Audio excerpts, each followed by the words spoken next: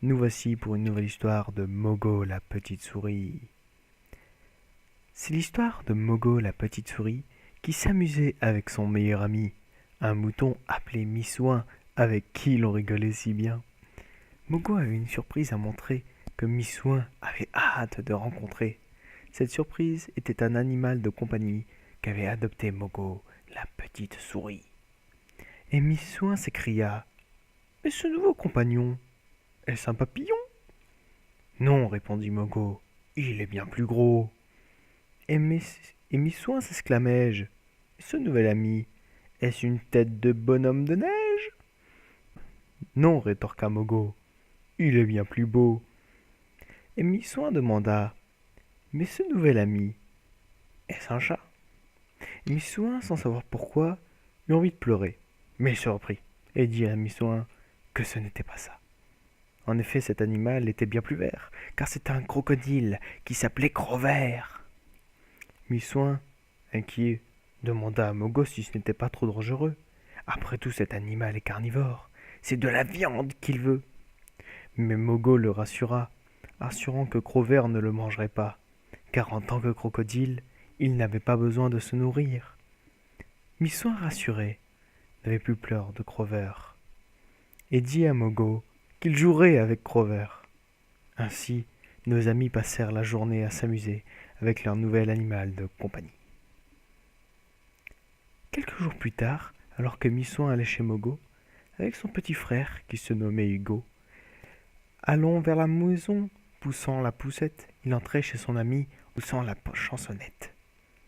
Mogo, surpris de ce nouvel ami, salua Missouin et regarda la brebis, un être si mignon qui dormait sur son coussin, protégé par son frère, le courageux Missouin. Cependant, Mogo était occupé avant que son ami ne vienne le déranger. En effet, Gros-Vert s'était caché et Mogo n'arrivait pas à le retrouver. Ils cherchèrent dans la baignoire, la salle de bain et le couloir, mais Gros-Vert était bien caché et personne ne pouvait le voir. Ainsi, Missouin s'écria: S'il n'est pas dans la maison, se cache-t-il dans le jardin? Car au contraire d'être bête, Gros-Vert est malin. Ils sortirent donc de son logis pour chercher en dehors où se cachait leur animal de compagnie. Mais où était-il? Se demande le spectateur envoûté. Il était caché dans les toilettes, en haut de l'escalier. Alors il est sorti, après avoir pris un bain, et alla dans le salon où Hugo dormait. Mais maintenant, il était seul et vulnérable. Il leva les crocs et puis...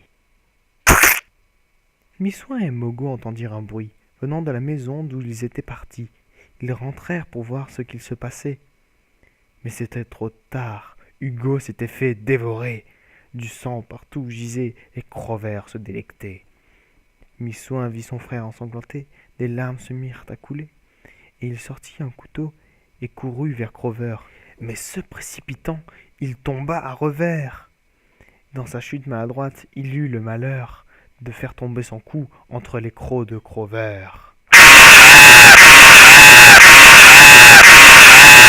S'écria Mogo à la vue de tout ce sang.